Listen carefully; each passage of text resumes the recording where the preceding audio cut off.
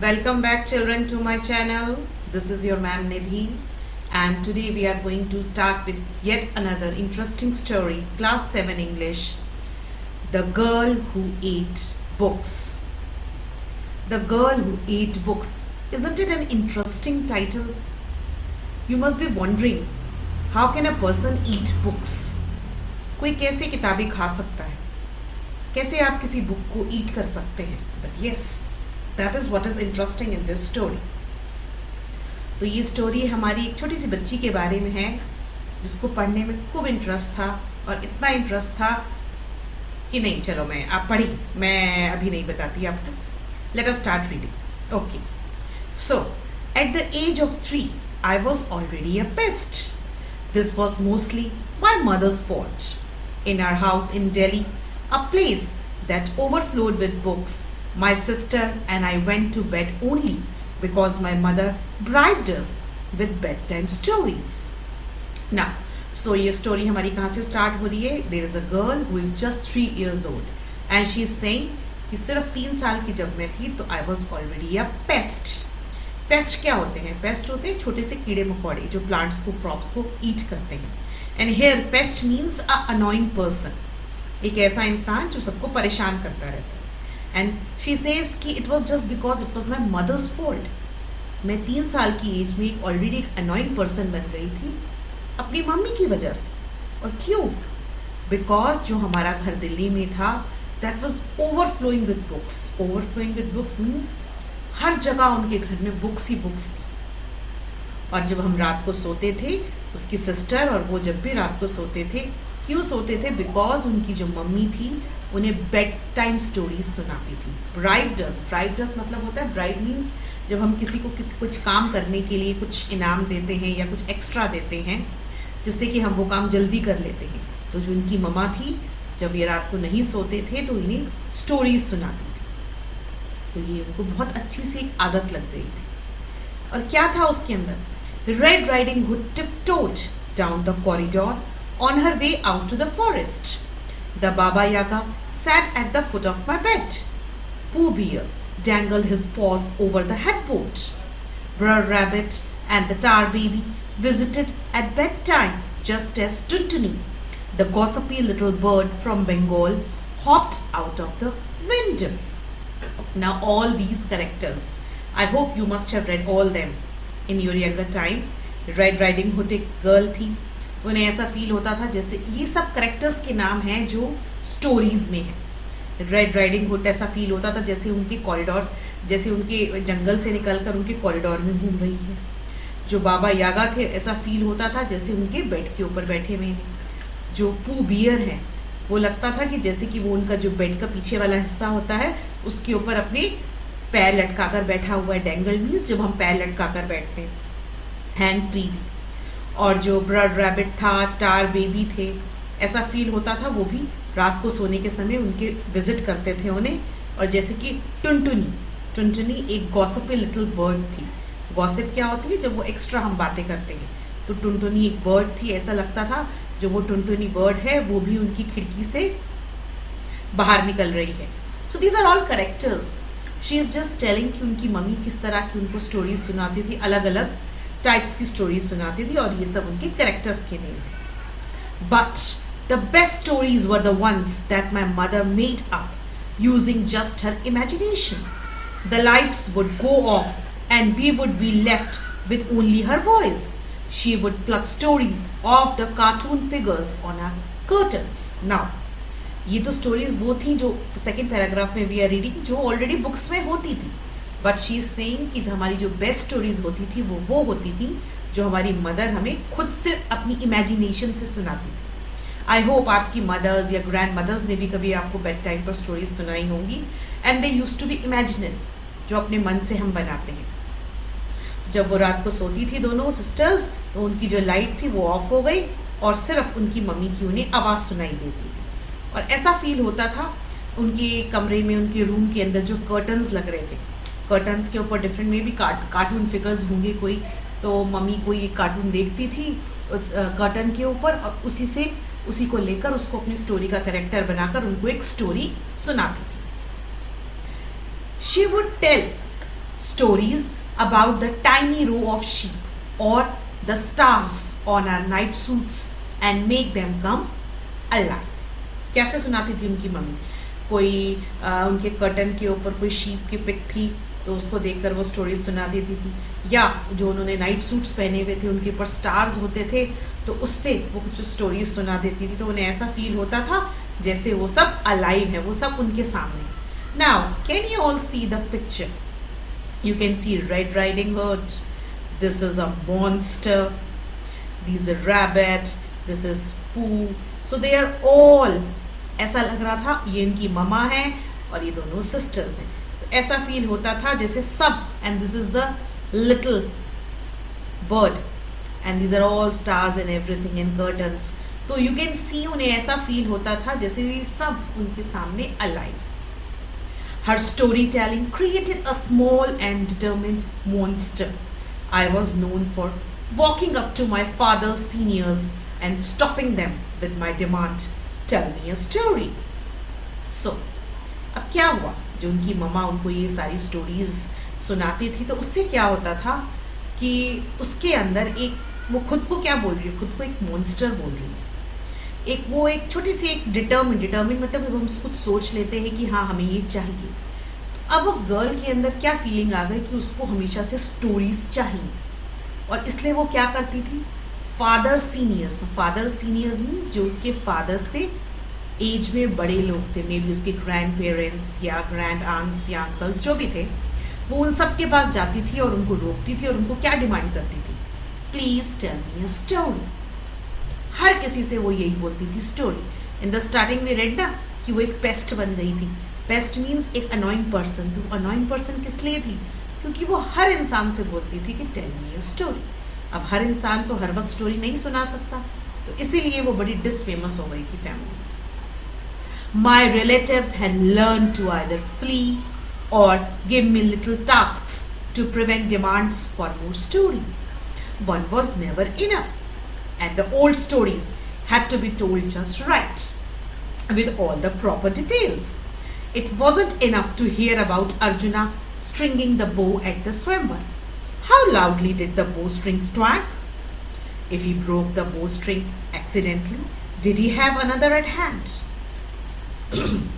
So what happened?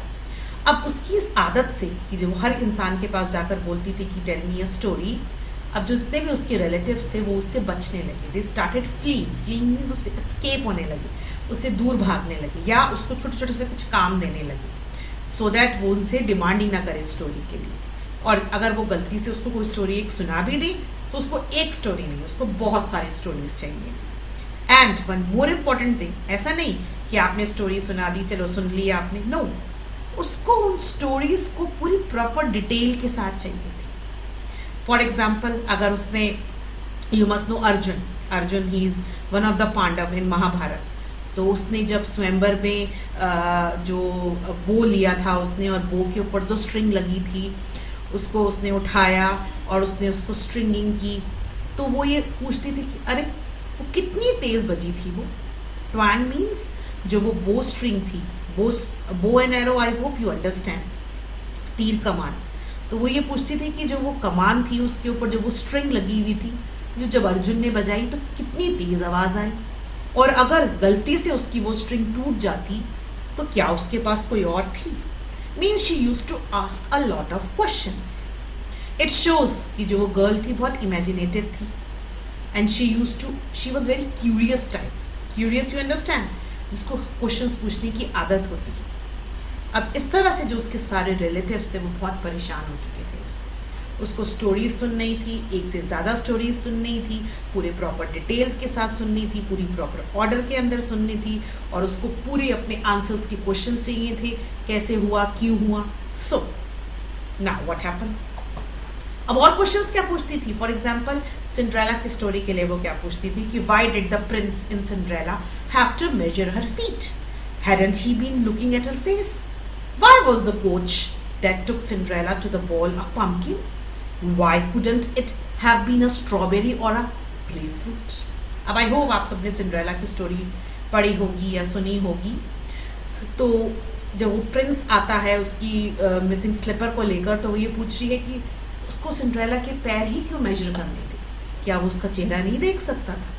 और जिस coach में सिंड्रेला गई थी, यू मस्ट बी रिमेम्बरिंग कि एक पम्पकिन होता है जो उसकी कोच में कन्वर्ट हो जाता है, कोच मीन्स उसकी गाड़ी के अंदर कन्वर्ट हो जाता है। तो उसने पूछा कि वो जो पम्पकिन था, पम्पकिन में क्यों था, वो स्ट्रॉबेरी या ग्रेप फ्रूट क्यों नहीं था जो कि कोच में कन्वर्ट हुआ। तो she used to ask questions, उसको ऐसे ही नहीं चाहिए था कि ऐसा क्यों हुआ, उसको रीजन चाहिए थे पूरे हर चीज के।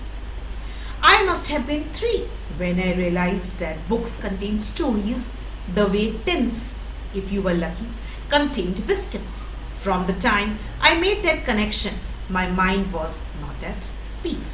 Now, तो वो क्या बता रही है कि वो मैं 3 साल की ही थी जब मेरे को ये रियलाइज़ हुआ, जब मुझे ये समझ आने लगा कि जिस तरह से जो बिस्किट्स होते हैं वो टिन्स में होते हैं, टिन्स मीन्स टिन के बॉक्स में होते हैं, उसी तरह से जो बुक्स होती हैं उनके अंदर स्टोरीज होती हैं कि हमने टिन का बॉक्स खोला और उसके अंदर से बिस्किट बाहर निकाल के खा लिया। इसी तरह से जब हम बुक खोलेंगे तो उसके अंदर स्टोरी होगी, उसको हम खा लें।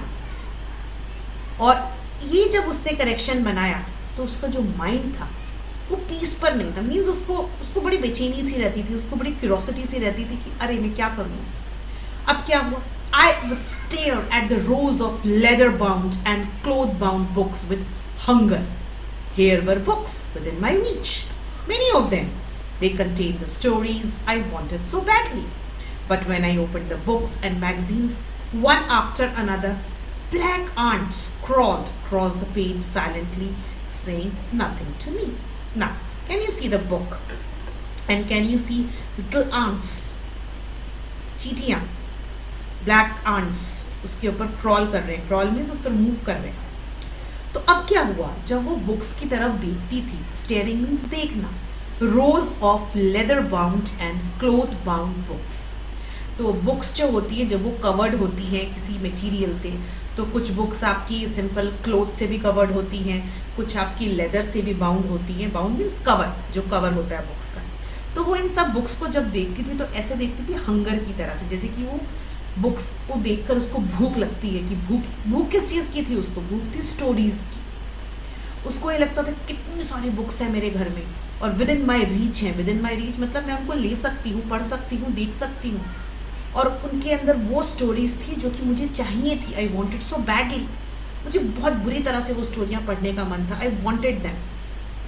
लेकिन जब भी वो बुक्स और मैगजीन्स खोलती थी तो उसको क्या दिखता था उनके अंदर, ब्लैक आंट्स, उसको काली चींटियाँ नजर आती थी जो हर पेज के ऊपर क्रॉल कर रही है साइलेंटली, लेकिन मुझे कुछ भी नहीं कह रही थी। Now you must understand this thing, ये एक्चुअली में उसको चींटियाँ नहीं नजर आ रही थी, एक्चुअली में वो वर्ड्स थे, क्योंकि वो 3 इयर्स की थी। यू मस्ट रियलाइज वो सिर्फ 3 इयर्स की थी। एक 3 इयर्स के बच्चे को पढ़ना नहीं आता, तो वो जैसे ही बुक्स खोलती थी तो उसको ऐसे, उसको समझ तो कुछ आता नहीं था, उसको वो ABCD या क ख ग उसको कुछ भी नहीं आता।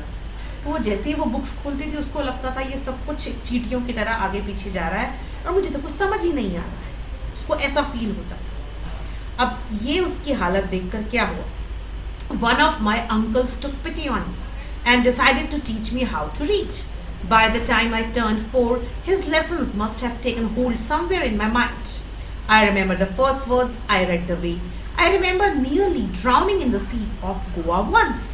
The shock of salty water rushing into my nostrils. The memory is that clear. Now, अब उसकी ये हालत देखकर उसके जो वो एक अंकल थे, they took pity on him. Pity मतलब उनको थोड़ी सी दया आ गई और उन्होंने उसको पढ़ाना स्टार्ट किया। And you must remember 3 years. 3 years का बच्चा doesn't go to even pre-nursery school. तो सोचो कितनी छोटी सी बच्ची थी और उन्होंने उसको पढ़ना सिखाया, रीड करना सिखाया। और जब वो 4 इयर्स की हुई तो उसको सब पढ़ना आ गया और वो जो लेसन्स उसने उस समय पढ़े वो उसके माइंड में बहुत शार्प रहे और जो फर्स्ट वर्ड्स थे वो उसे आज तक याद है। और किस तरह से याद है कि जिस तरह से वो जब एक बार गोवा गई थी तो गोवा में वो सी के अंदर डूबते डूबते बची थी। ड्राउनिंग मीन्स डूबना। और उसको क्या फील हुआ था, उसको वो जब सी का सॉल्टी वाटर उसकी नोस्ट्रल्स में, उसकी नोज में घुसा तो वो जो उसको वो मेमोरी थी वो उसको अब तक याद थी।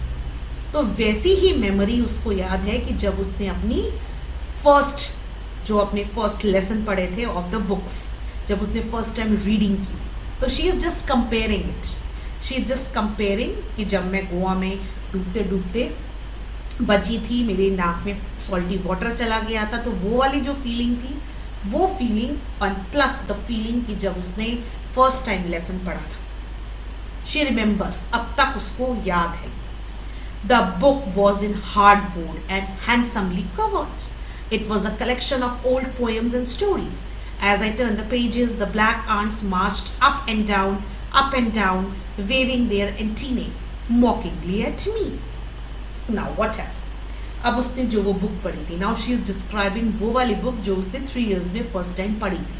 तो वो बुक कैसी थी? हार्डबोर्ड की थी. हार्डबोर्ड मतलब वो प्रॉपरली कवर्ड थी, कार्डबोर्ड से जो हार्ड होते हैं, और हैंडसमली कवर्ड मतलब उसके पेजेस जो उसका कवर था बहुत अच्छा सा था, डेकोरेटेड था.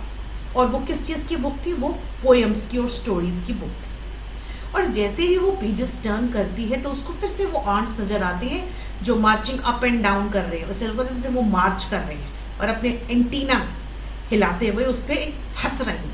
मॉकिंग का मतलब होता है, मॉकिंगली मीन्स जब हम किसी को टीज करते हैं, किसी को ऐसे चिढ़ाते हुए जाते हैं, तो उसको ऐसा लग रहा था जैसे वो आंट उसको चिढ़ा रही है. एंड यू अंडरस्टैंड वो चिढ़ाना क्यों था? वो चिढ़ाना इसलिए था, वो उसको ऐसा फील करा रही थी कि अरे तुम्हें तो पढ़ना ही नहीं आता, तुम्हें तो कुछ भी नहीं आता. तो उसको ऐसा फील होता था कि वो आंट उसको चिढ़ा रही है. Now what happened then? They slowed. अब धीरे धीरे वो आंट्स स्लो होने लगी. Then the words came into focus and I could see them and hear them as clearly as though someone had said the words in my mind. Now what happened? अब धीरे धीरे जो वो marching ends थे वो सब slow down हो गए और स्लोली वो सब गायब हो गए. और अब उसको क्या नज़र आने लगे? वर्ड्स. क्योंकि अब वो पढ़ना जानती थी. अब उसके लिए वो आंट्स नहीं थे, अब उसके लिए वो अल्फ़ाबेट्स थे, वो वर्ड्स थे, और वो उनको बिल्कुल क्लियरली देख सकती थी. और जब वो पढ़ती थी तो सुन पाती थी. ऐसे लगता था जैसे किसी ने ये वर्ड्स उसके माइंड में बोल दी.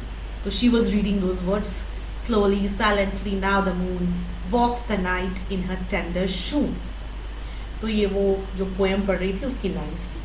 आई said the line over and over to myself. What I was revelling in was not the words or even the images created by them.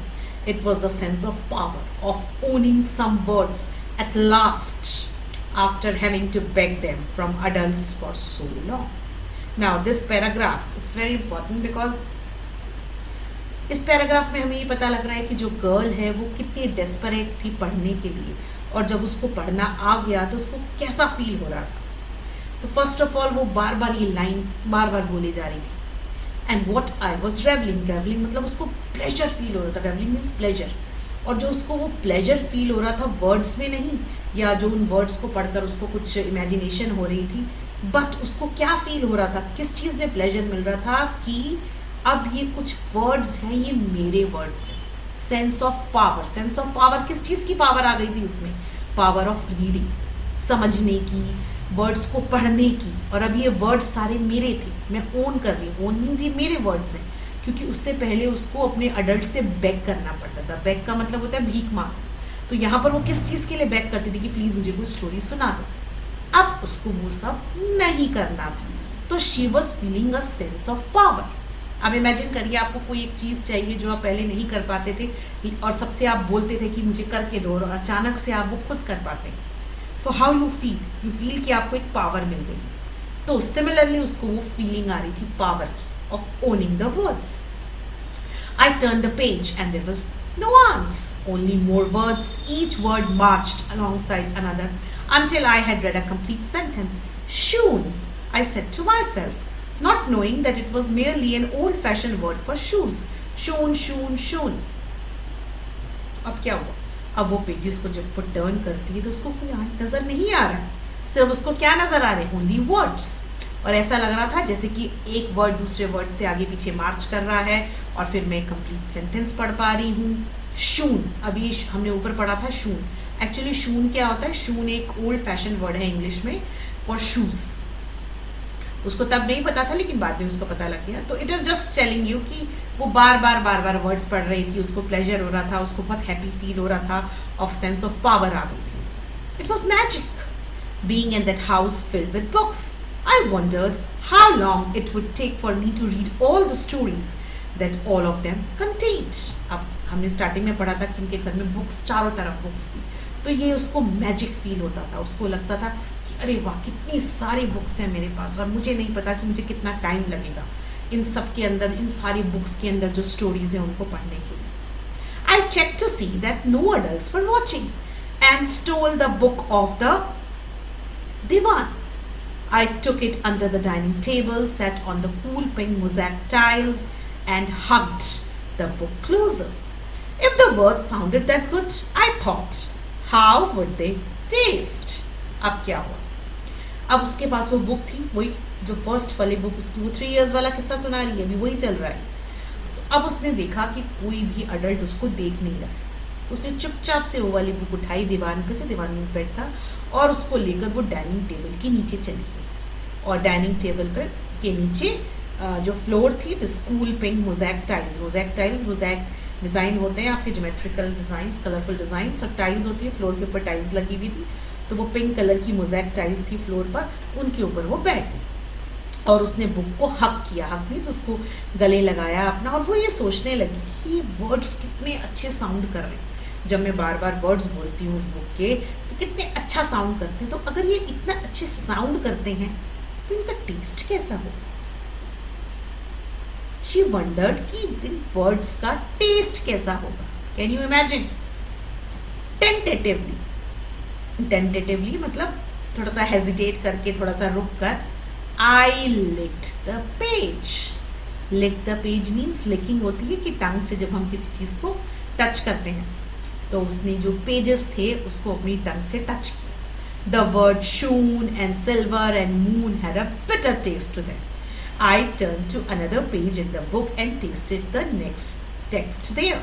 Close up, the paper smelled a little like cookies. So, अब उसने थोड़ा सा रुक कर, थोड़ा सा hesitate करके books को लिक करना शुरू करा. बुक्स के जो वर्ड्स थे, पेजेस थे, उनको लिक करना शुरू करा. तो उसको ऐसा लगा कि जो ये शून, सिल्वर या मून वर्ड थे, थोड़ा सा बिटर टेस्ट आया, थोड़ा सा कड़वा सा टेस्ट आया. फिर उसने पेज टर्न किया नेक्स्ट, और फिर उसने वहाँ पर टेस्ट किया, टेक्स्ट में जो रिटर्न वर्ड्स थे उनको टेस्ट किया. तो अब उसको क्या लगा? उसको लगा कि पेपर जो है ना, थोड़ा सा कुकीज़ की तरह लग रहा है. कुकीज़ मीन्स बिस्किट्स की तरह लग रहा है. The smell was so tempting that I slowly tore off a corner of the page with my teeth. Then I panicked. I thought I had torn off a small corner, but there was a gap, a large tear.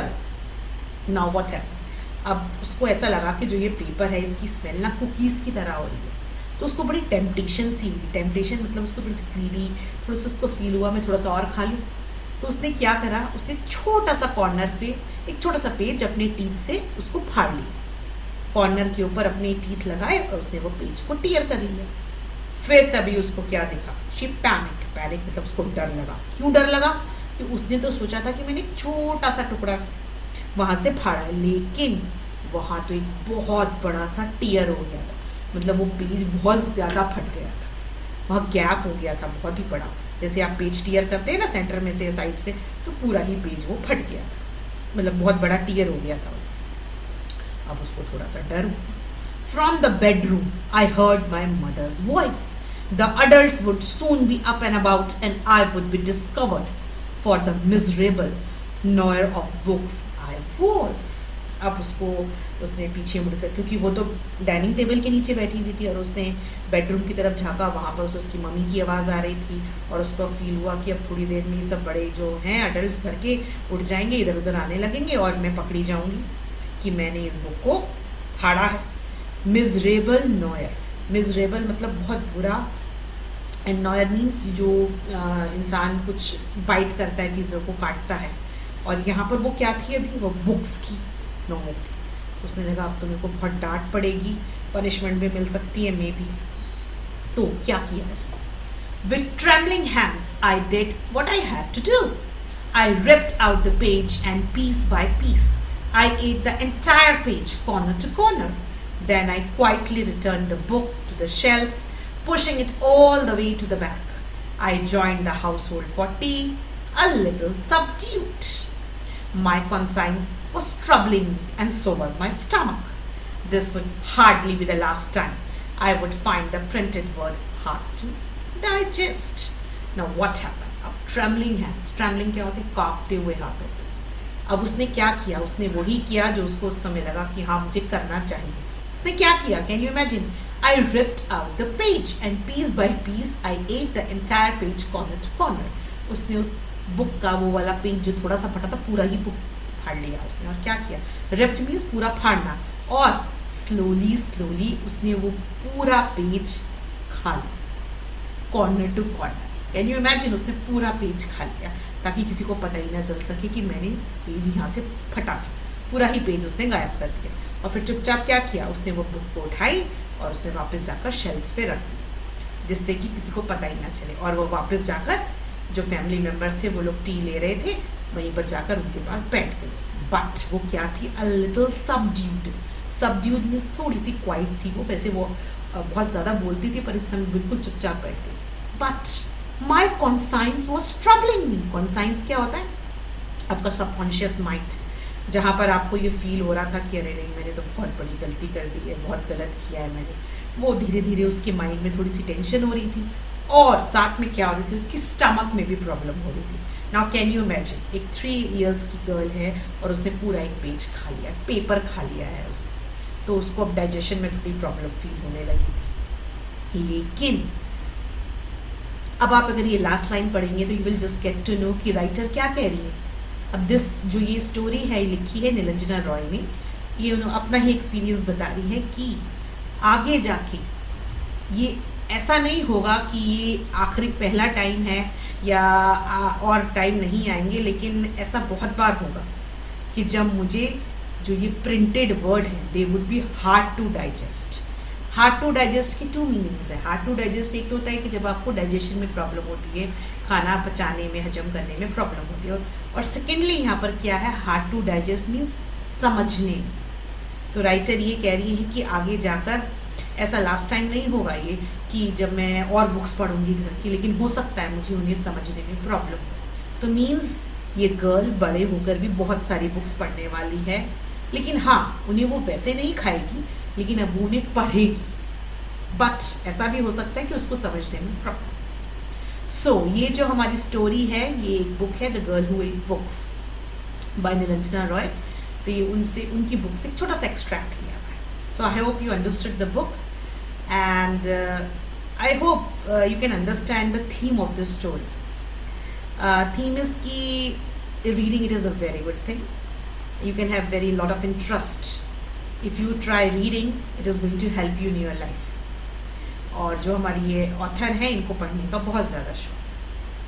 Now for your help I am telling you the answer of this exercise A, true and false. First is the child loved stories so much that characters from the story she heard were like people who lived in her house. So this is true. The child's family considered her a pest because she would not stop reading. This is not true. उसको paste तो समझते थे लेकिन इसलिए क्योंकि वो stories की demand करती थी. ये नॉट ट्रू है. Then third is again not true. The child lost her peace of mind because nobody told her stories anymore. नहीं, उसका पीस ऑफ माइंड लॉस्ट हुआ था. क्यों लॉस्ट हुआ था? क्योंकि उसको क्या फील होने लगा था कि जो बुक के अंदर जो वर्ड्स हैं वो बिल्कुल वैसे ही हैं, या स्टोरीज हैं वो बिल्कुल वैसे ही हैं जैसे एक टिन में बिस्किट्स होते हैं. So third one is also not true. Now that the child could read, she was thrilled. There were so many books in the house. The fourth one is true. क्योंकि जब वो पढ़ने लगी तो उसको ये समझ आया, उसको बड़ी खुशी मिलती थी कि अरे वाह मेरे घर में कितनी सारी बुक्स हैं. Then the fifth and sixth are again not true. So only first and fourth are true. The child wanted to taste the book because she was hungry. नहीं, उसको भूख नहीं लगी थी. भूख थी उसको, सिर्फ उसको क्या था, उसको ये फील हो रहा था कि अगर ये इतनी, इसको जब मैं वर्ड्स पढ़ रही हूँ ये इतनी अच्छी स्मेल कर रहे हैं, इतनी अच्छी साउंड आ रही हैं, तो जब मैं उन्हें टेस्ट करूँगी तो कितने अच्छे लगेंगे. So that's why this sentence is not true. And then the last one is the child tried to hide her mistake by tearing out the page and throwing it up. नहीं, उसने tier करके page को फेंका नहीं, उसने उसको खा लिया. So it means the sixth one is also not true. So I hope you understand the story and I hope you are liking my channel, you are subscribing it and you are sharing it and giving me beautiful comments. I'll just like them. And thank you children. And if you have any problem, please you can just send me any message on my mail. और mail का आपको address मिल जाएगा abouts में, जब आप channel की information search करते हो उसमें आपको मिल जाएगा. And if you are all interested, I can also start with online classes for your explanation of the chapter answers and questions. So you can all contact me on my mail for that. So we'll meet next time.